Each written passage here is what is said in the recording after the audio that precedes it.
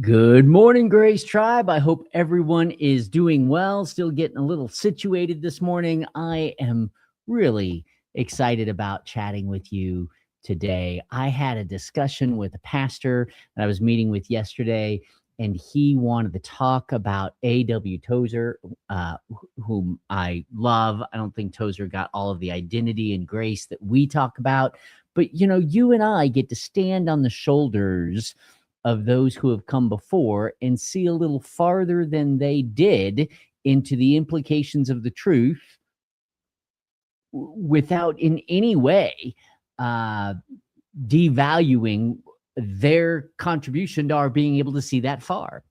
And so we see what Paul was talking about with additional clarity because of what we learned from C.S. Lewis and A.W. Tozer and Oswald Chambers, without having to agree with everything that they said, or maybe seeing that something was left out that we think is, at least now to us, critical in our understanding of God. This isn't presumptuousness. We're actually able to do it because of them, how God used them in our life, in our shaping, in our encouragement. That doesn't mean that I agree with everything that A.W. Tozer or Andrew Murray or C.S. Lewis ever said, because they're asking questions and formulating their perspective as they grow as well. In fact, he and I got to talk a little bit about the difference between Paul's letter to Galatia, one of his very first, if not the first, New Covenant letter that he wrote, ecclesiastical letter, a letter to the church, versus Philippians, very likely his very last letter right before he was executed. And the theology is the same, but the demeanor of Paul in both those letters is very different. And you can see the maturity and the heart and the depth of satisfaction and reliance and okayness that Paul is operating out of, just in the way he addresses the issues he addresses. The things he addressed, or at least the theology with which he addressed his concerns for the church and his desire for those two local churches, the theology that informs it is the same, but the attitude has calmed. He's aged, he's grown, he is settled into that truth in a way that is has depth, has profundity, has weight. And so I love Galatians because he is fired up about those who are in error, and he's crystal clear about the error and correction to that error in Galatians. And then in Philippians, he's like, God's got all that. Here's how God is working in my life. Here's what life means to me. Here's how this plays out in our relationship with him. Here's the narrowness over time of my desire just to know Christ in all of this, that I would know him. He's going to do what he's going to do. I just want to know him in it. He's incredible in his maturity, but you can see the difference in the clarity of his presentation of those talks.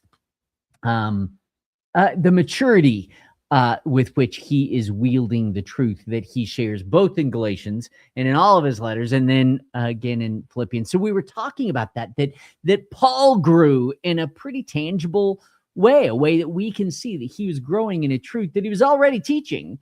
But you can see that to some degree in his own demeanor. And I think that's certainly true of us. And we, if we're students of the word, we're students of Christ, we're learning Christ whom we already have. Just because we're learning him doesn't mean we're lacking him. Someone should write that down. Just because we're learning him doesn't mean we're lacking him. Anyway, so we're chatting through this and we're talking about the incredible value that we gain from reading the work of saints that came before us without necessarily agreeing with how they said everything. Because even Paul, with the same theology, changed his style a little bit, his demeanor a little bit, depending on his audience and certainly his own maturity.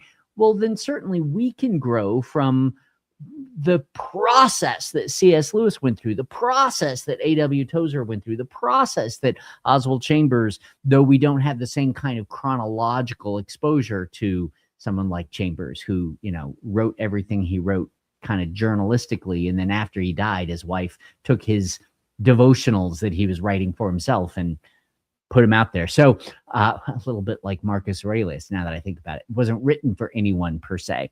So anyway, all that to say, I'm very indebted to A.W. Tozer. And my friend that I was meeting with yesterday actually brought up a Tozer quote where he talks about prevenient grace. My sweet wife is bringing me another coffee. She knows I need a little extra. Thank you, love. um, so here's the deal. Prevenient grace. Tozer talked about this idea of prevenient grace. But it raises a question of, are we free? What's free about us? What does free even look like? And I think God wants to hold your hand. He likes that Beatles tune. I like that Beatles tune for God. I want to hold your hand.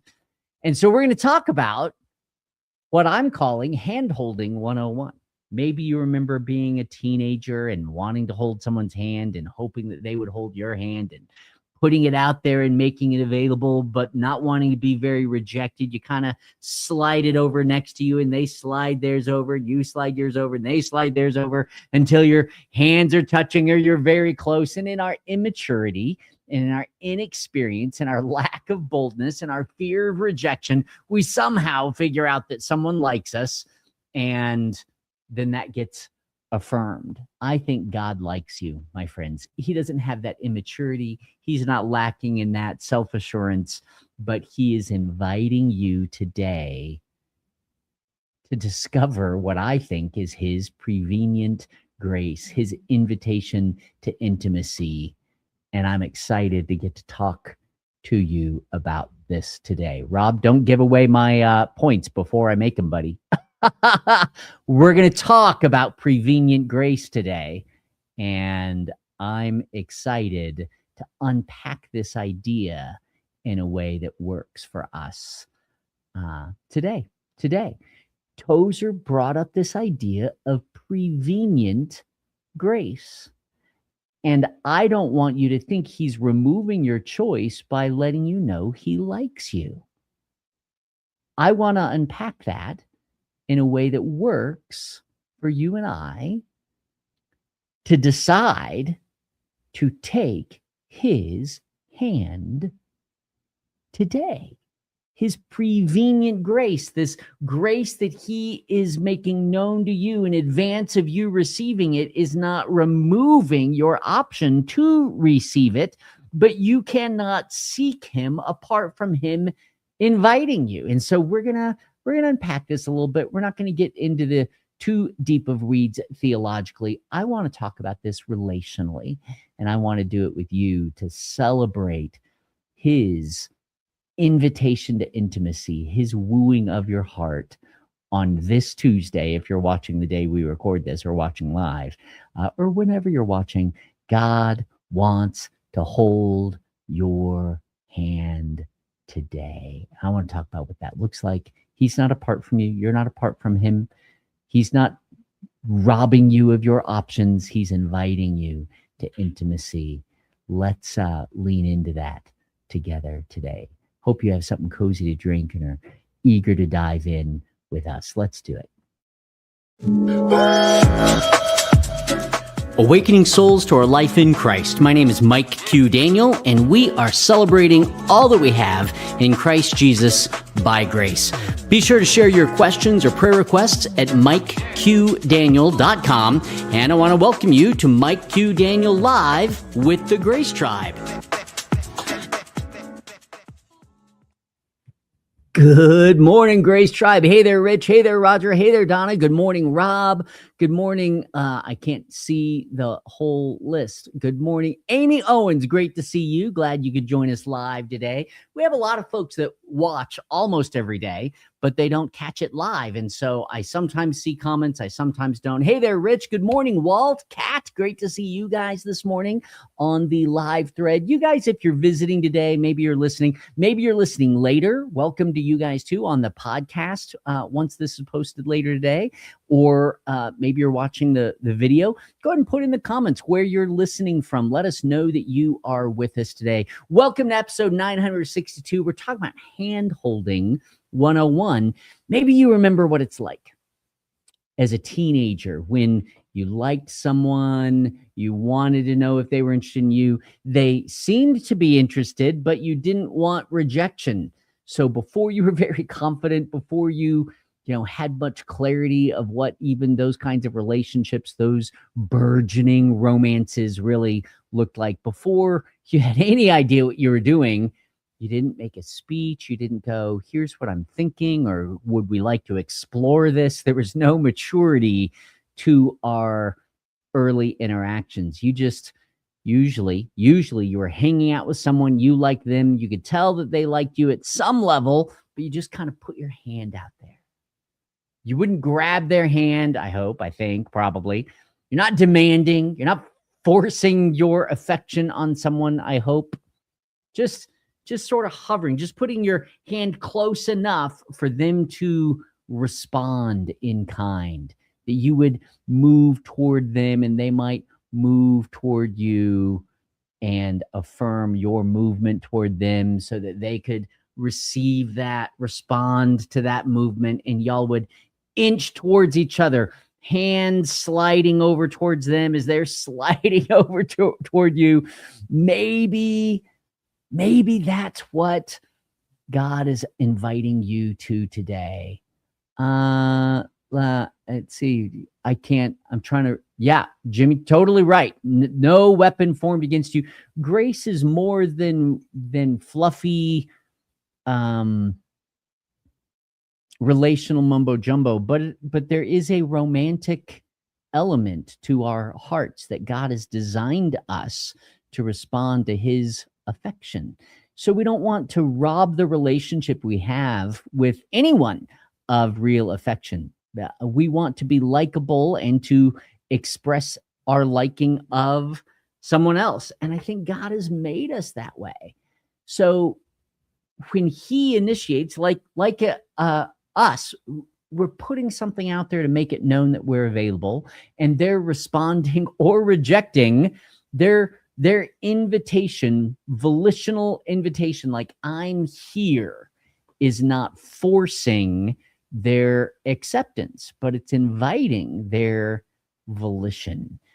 And that little moment of waiting kind of said everything without saying much at all. I'm interested, I'm open, I'm here, and all they have to do is not respond, and you get the message. All they have to do, you slide your hand over there, you're sitting next to someone you like as a teenager, and you slide your hand over toward them, and all they have to do, they don't have to say, what are you doing? I don't want to hold your hand. They just don't take it. And that question gets answered without ever being verbalized, I'm not into you. Or they slide their hand over to you and you slide your hand, and then your little pinkies are touching, and then your hands overlap a little, and you suddenly are affirmed in your desire for something more than maybe the experience of friendship.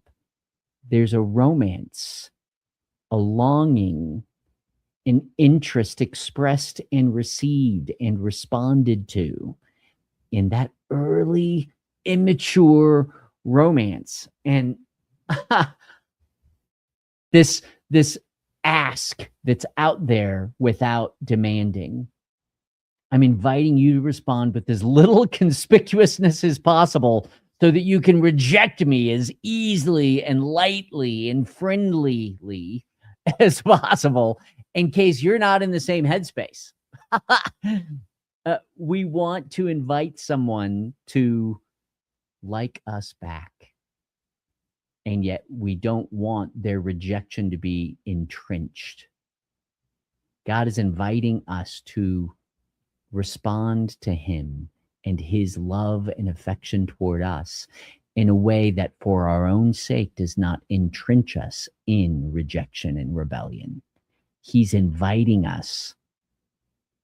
It's like we're making it clear that we liked this other person and welcoming their liking back, but all they have to do is nothing. And then there might be an invitation later, there might not be. It's just as little rejection, as little entrenchment against us as possible. And while God is not acting immaturely or overly sentimentally, I'm not saying that at all. I'm not saying God is an adolescent. I'm saying that his invitations to accept a deeper, intimate engagement with him today is out there. You are in Christ, in union with him, but he is initiating a deeper trust, a participation together that is optional for you, or there's no real affection, no real authenticity to the romance of our divine life with him. He has made us for this. Listen, worldly romance is a pale, shadowy comparison to the divine, what Brennan Manning calls the furious longing of God to live out of oneness with you, this affection, this love that he has for you. So yesterday I was meeting with this pastor, a growing friendship with him. No, we did not hold hands, but he shared how he's been sitting with something from A.W. Tozer, this idea of prevenient grace, what Tozer calls prevenient grace. It's a grace that initiates, a grace that goes before us. He's not responding to us with his grace that is prevenient. It's a grace that is initiating, grace that's already moving toward us before we ever think to move toward God. In fact, it's how we think to move toward him. Tozer put it this way. He said, before man can seek God, God must first have sought the man. And he's not saying in our experience, he's saying in life in general, not God holding his breath, waiting to see if you notice him. God is inviting you. Paul in Romans 1 said, all creation is speaking to us of the invisible qualities of God. If God showed up in all his glory, if he parted the clouds and came through the ceiling in all of his glory, it would crush me. I would have no option to believe and trust and follow him. I would just be overwhelmed by his sovereign, glorious presence. So instead, he makes himself known without demanding my affection, my acceptance, my fellowship in fellowship. He's inviting me. And so he does that by going, I'm real, but you get to choose because I want real relationship with you. Now, there's a false dichotomy out there of going, oh, what Reformed theology says this and Arminianist theology says this. My friends, it's not one door that you choose a side of. I believe the sovereignty of God elevates us to God's sovereignty in all things, from our being sovereign in anything. Absolutely. The sovereignty of God is greater than you get to choose for you in everything. But I think you can elevate God's sovereignty even more than him choosing for you, that he gets to be sovereign even when he allows you your choice. I actually think that the sovereign grace of a Reformed theology is too light. I think the sovereign grace of God is one that says, I have orchestrated everything in your life, incorporating your choice in my plans to woo your heart. I am not taking your choice from you. I am sovereign. I'm playing 1,000-level chess while you're playing checkers. I have incorporated the choices you will make in my plan to woo your heart. I am not taking your choice from you, but I am incorporating all the choices you will ever make and giving you every opportunity to receive the life that I am calling you to. I want real relationship, but I'm not leaving it up to you to initiate. I am making myself known and wooing your heart and giving no man an excuse in their rejection, but allowing them the choice to reject. God is not holding his breath, waiting to see if you notice him. He's not sitting in the corner like a wallflower, seeing if you'll come ask him to dance. That's not theology that's meant to flatten your humanity, my friends. That God initiates is baked into our humanity. It's truth meant to steady our humanity. It's an anchor beyond experiential waywardness. It steadies our heart. It woos our heart to a home in God. God is wooing your heart into a home in him. Don't you love that?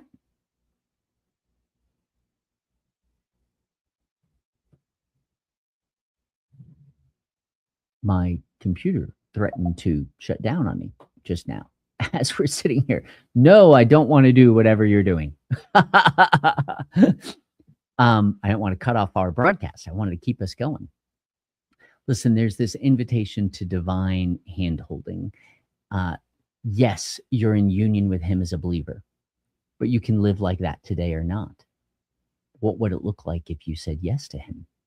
There is no closer to God than one spirit with God. You're not getting closer to him like he's absent from you. There's no separation between the two of you, but there's still a choice, like two people always together, to do togetherness.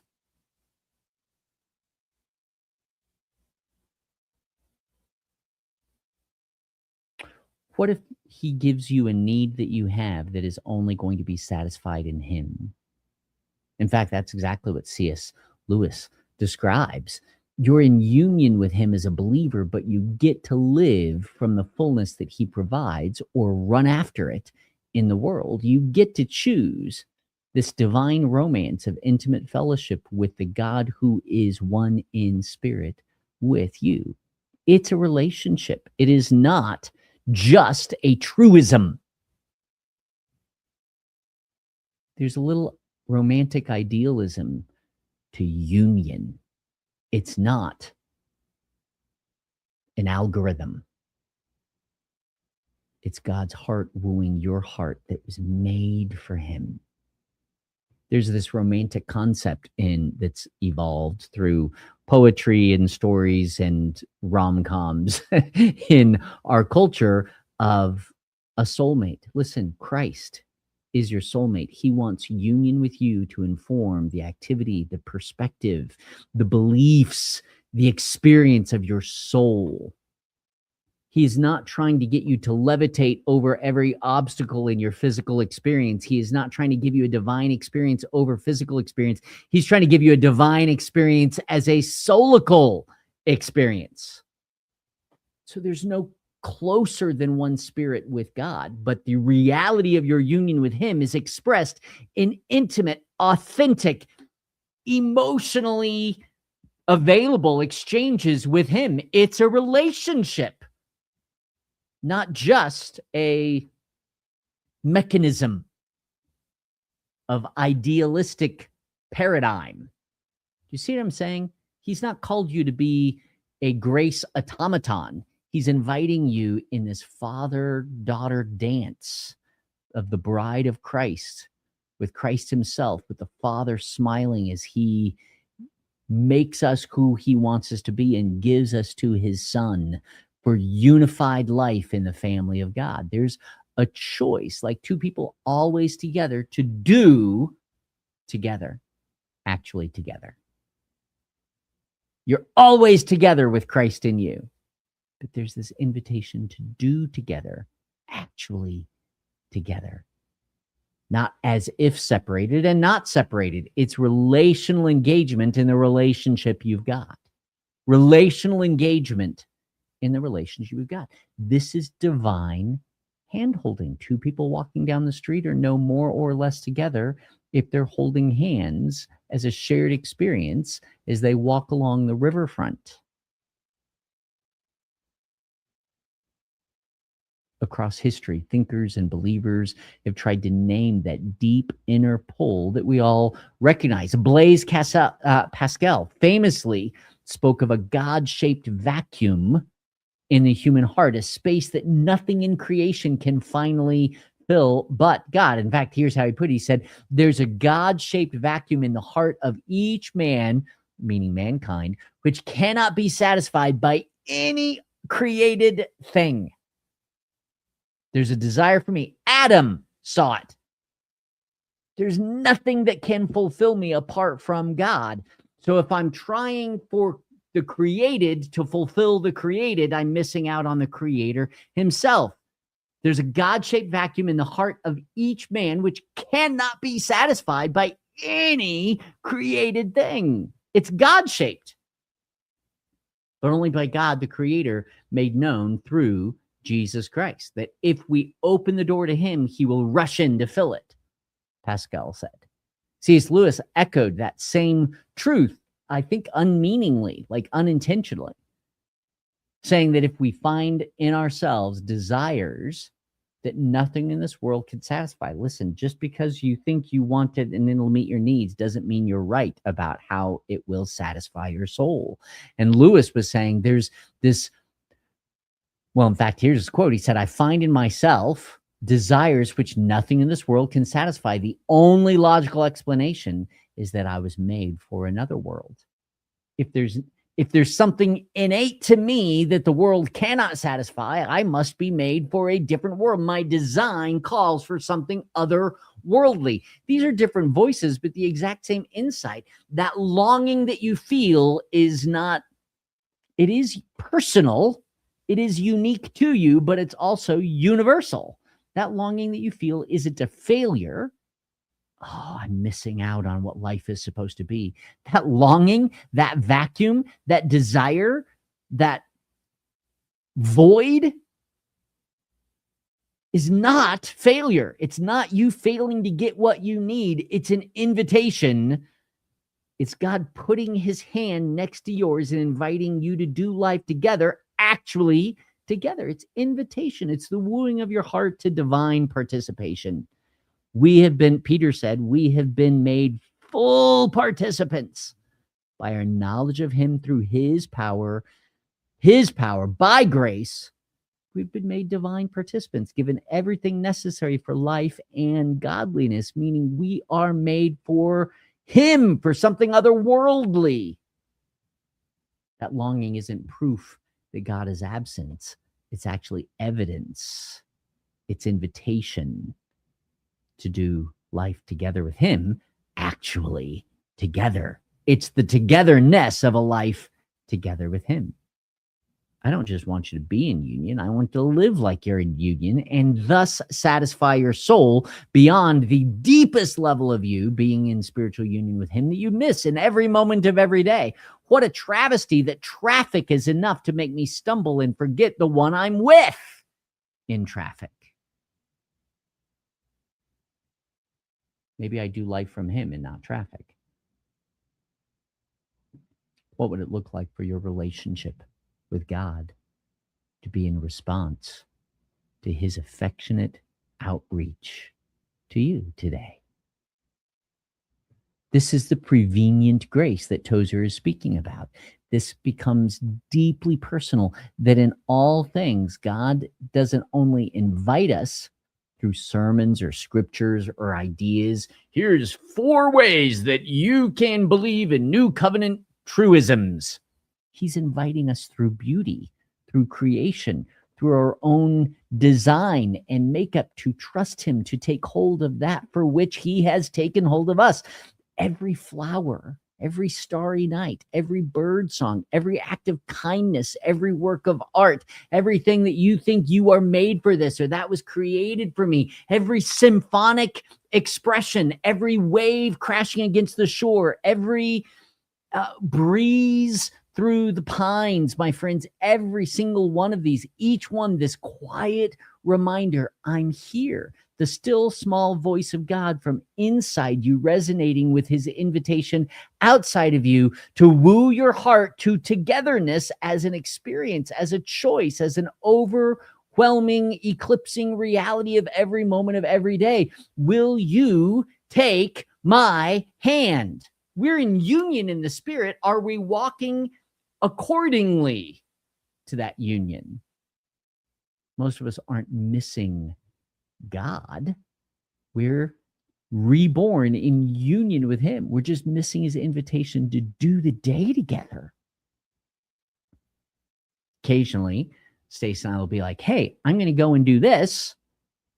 How about we go together? And I'm like, well, the last thing I want to do is go to the grocery store. The last thing I want to do with I've got stuff to do. Why would I want to go and do that when you're already doing it? Aren't we doubling the time that it takes to do the exact same thing? Because 2 of us are spending our time on it. Do you see that it misses the whole romance of a shared life?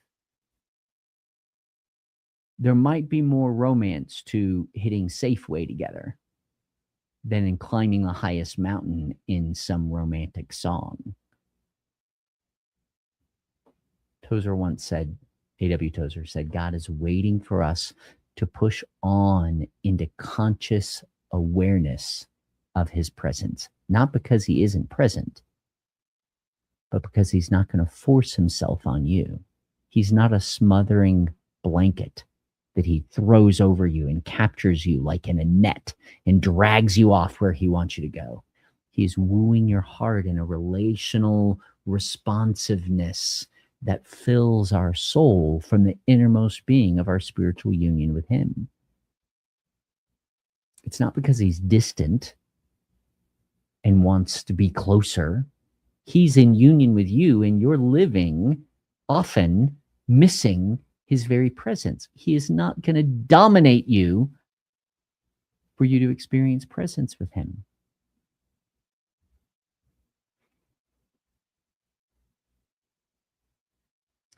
Love never forces itself. Grace actually initiates, love invites, intimacy is entered. It's an engagement in what is true. God's nearness. If you're a believer reborn in Christ, God's nearness to you is settled. But the experience of walking with him, that relational reality, is greater than just union. Union is everything if experienced, but union ignored is a travesty. That's why the life he has called us to is relational. Listen, parenting isn't successful children. Parenting is raising up experientially in a relationship together, father and child, mother and child.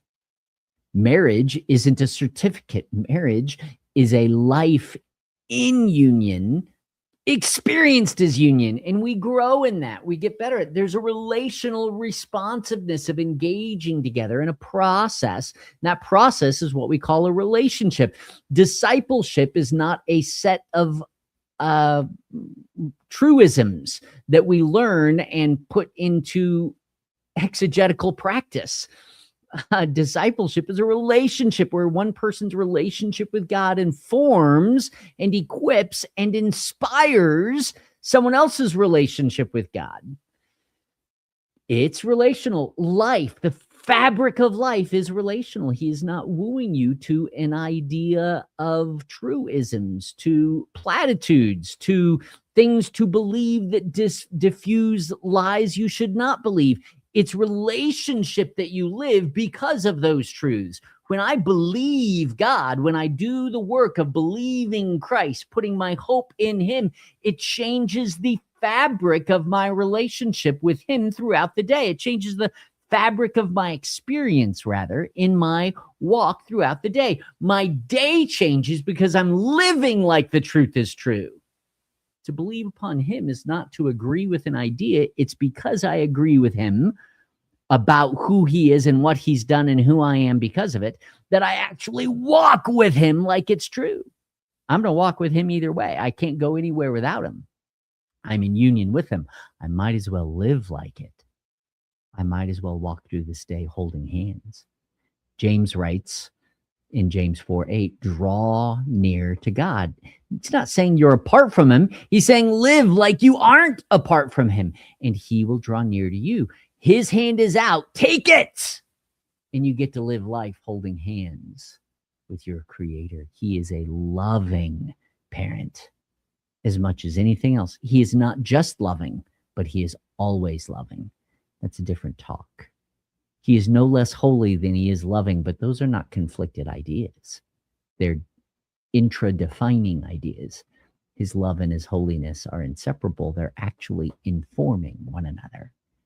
He has made you holy and made you his own. You are perfectly compatible with him. So his holiness and his love and his sacrifice and his power and his soft, gentle wooing of your heart, those are all one and the same. That doesn't mean that God is far away. Just because James is saying, hey, draw near to God, he's not talking about a separation. He's talking about an attenuation, that you would tune your life to the reality of God's presence. That doesn't mean he's far off until you move. It means that while he's already present and in union with your innermost being, you get to live like it's true. He honors, this is amazing to me, he actually honors our willingness to notice. If he actually likes you and actually loves you and actually wants to do life together, like he died to do, don't you think that he would want the relational parallel to that experiential parallel to that didactic truism? I have died to be in union with you. Hey, let's live like that's true. He wants to walk in a God consciousness, but that is not you becoming God. That's you being increasingly focused upon him. It's Hebrews 12:2 in action. Pastor I was meeting with had been walking with someone that was a little concerned with the phrase God consciousness or Christ consciousness that Tozer uses. And I actually love that phrase. It does not mean that you suddenly have the consciousness of God. It means you are living conscious of him. And that's a world of difference. You're not suddenly wielding the mind of Christ like you are God. You are operating from the perspective of his divine revelation from your innermost being. You can increasingly see and operate in the world as if you are in perfect fellowship with Christ by grace in your innermost being. It changes what you're conscious of, doesn't make you operate as if you are God. So yeah, you can take that wrong, but that doesn't mean that Tozer was wrong about what he was saying about God consciousness. I want to live more conscious of him than my own success or failure at trying to live a godly life. I want him to live it. I want to be dependent upon him. I want to be focused upon him. I want to be enjoying him. I want the romance of this divine, intimate fellowship with him to become the eclipsing reality over the traffic and the pain and everything else, so that he and I would have more fun participating with him in your life right now than I would have of exercising the freedom I have to not show up today because I hurt. Do you see how it eclipses my choices? Because I'd rather be with him with you than be in bed and phone it in. Wouldn't you love to have a job where you hoped you never used a sick day? I don't want more sick days. I want no sick days. My hope isn't to get out of what I've been invited into. My hope is to enjoy it so much that I never want to do without a moment of participating with him. That's the relationship he's inviting us into. Yes, he's already present, but he honors our willingness to notice, to respond, to walk in Christ consciousness, not my having God's consciousness. Like listen, God is not possessing you. God is working through your heart. It's the divine romance, not dominance.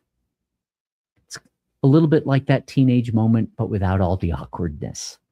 A hand extended, an invitation sent, and every breeze and song and hard moment and beautiful moment and kindness is an invitation to participation. And here's the reality, that participation actually produces something.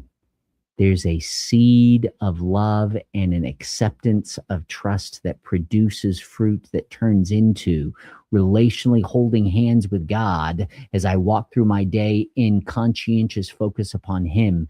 That divine participation actually produces the fruit of love and joy and peace. If you are missing these things, there is no formula for how to get them from God. It's not a commodity that you go to the divine grocery store and buy with your pious activity.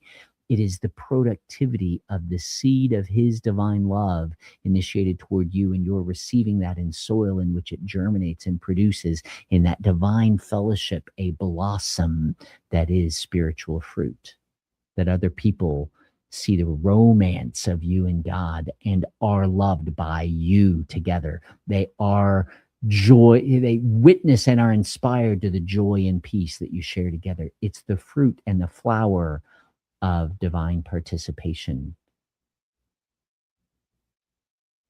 It's divine assurance meeting our growing experiential maturity. It's okay that this isn't your every moment experience, but I promise you it can be.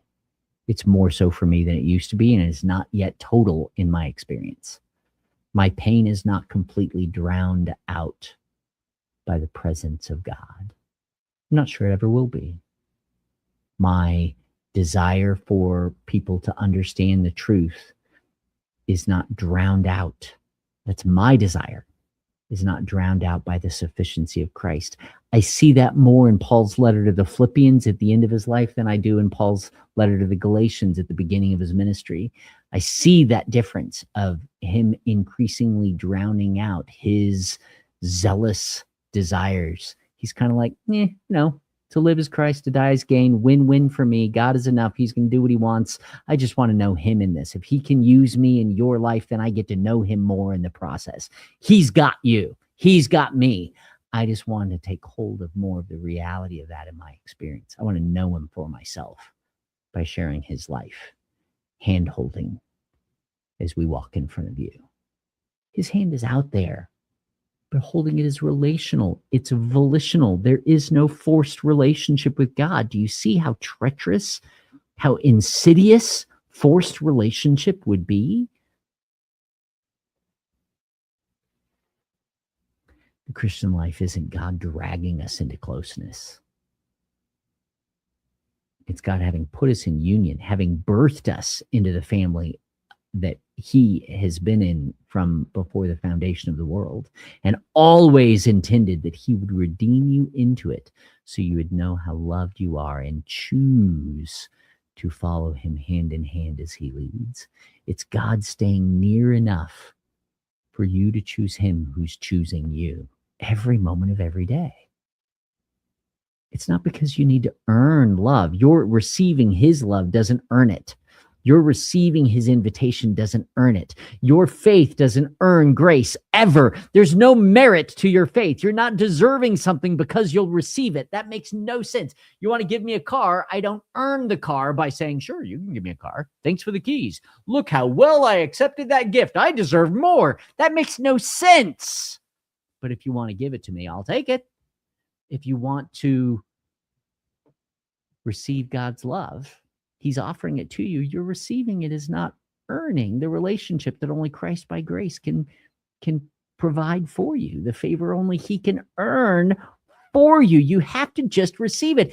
Everything in your life today is a love letter from God going, this is from me, or I can be enough for you in this. Walk with me. The divine romance overcoming every obstacle and every moment of every day from the inside out, from the union you were made for and your heart is crying out for. This is the reality of the divine romance of Christ in you. You're in union with him. Let's live in the fellowship of that union provides, invites, encourages, inspires.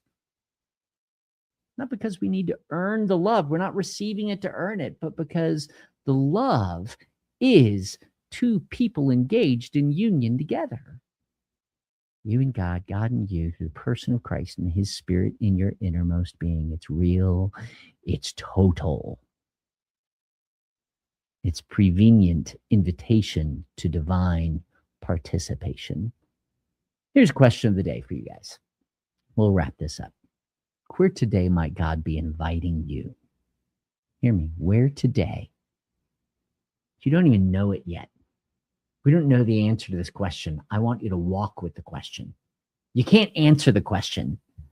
I want you to walk with the question. Where today, as I walk out the door, as I start my car, as I head out, where might he be inviting me to take his hand? to do this day together.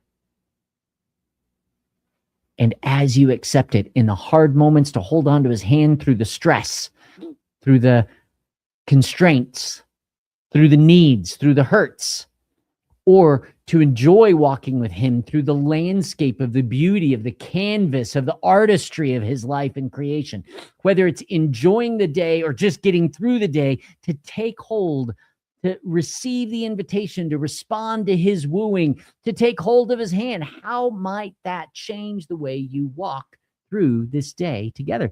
You're going to walk with him one way or not. He is not absent from you. You might as well take his hand through this day, not to strive, not to prove, just to notice his invitation. Late last night, I was hurting. I could not sleep. And I put on my robe and I stepped out on our deck. And we have some pine trees, which I've always loved, but I've never had in my yard. There's some huge pine trees behind us. And so I stepped out on our deck and it was dark and I could see some stars and I could hear, the wind through the pines is unique. It sounds different. It's not like the wind through the red oaks of Texas, where I am from. Here in South Dakota, there are these huge pine trees, and when the wind moves between them, the very light rustling changes the timbre, like the difference between a trumpet and a saxophone playing the same note. They still sound different. It changes the timbre, the overtones of the sound. And so the same wind through different trees produces maybe the same pitch, but with a different voice. And I thought, God, this is for me. I hurt. And you're with me. I'm sleepless. And we're together. Isn't that better than living as if in isolation? Don't let your hardship be an excuse to live as if it's God's absence. It is not. Notice his invitation. Decide how you're going to respond to it. Maybe even start looking for it. That is his prevenient grace. You have been made for God's presence, and he has given you his presence. It's grace upon grace. He has made you for him and given himself to you. And my friends, grace has already made and will continue to make the first move. He has made you for him, and his hand is outstretched to you, ready for you to take. Not by his absence so that he can be present, but by his presence wanting you to receive it and walk according to the truth that's already true. He is with you. He is for you. He is in you, and he will live through you, with you, as you walk hand in hand, solically with him who is one in spirit with you today. The only question left, the only question is not has he made you for him, and is he inviting you to do life with him, but will you do life as if he is life in and through you, by his grace that you do not earn, you do not cause, you do not produce. Don't rub two verses together and try to produce the genie of God's presence. You just walk in fellowship with him to the praise of his grace to invite you. His invitation's out there. His hand is out there. Not immaturely and awkwardly like an adolescent, but present, wooing, inviting life together that's already yours. Don't miss the romance of divine participation today. What will it look like today? I don't know. I don't have an answer to that. You've got to go find it. You get to go look for it, to know him in whatever you're walking through, instead of try to get him to do what you want in everything you're walking through. How about you get to hold hands with him through it? You, though I walk through the very valley of the shadow of death, you're with me. What if him being with you is better than you not being there? What if you get to walk with him through the great and terrible things of this day, and that it's better than if the day were different? Enjoy him enjoying you today, my friends. Dance with the one who brung ya. And it's him, hand in hand, to the glory of his grace. Have a fantastic day. Know him in this, whatever this turns out to be. And as you know him more, grow in grace. And as you grow in grace, my friends, go love. Let the fruit of that relational engagement woo the people around you to his love and joy and peace and kindness, just like it has for you. Don't miss him when he's present. Love you guys. Have a fantastic day. See you tomorrow.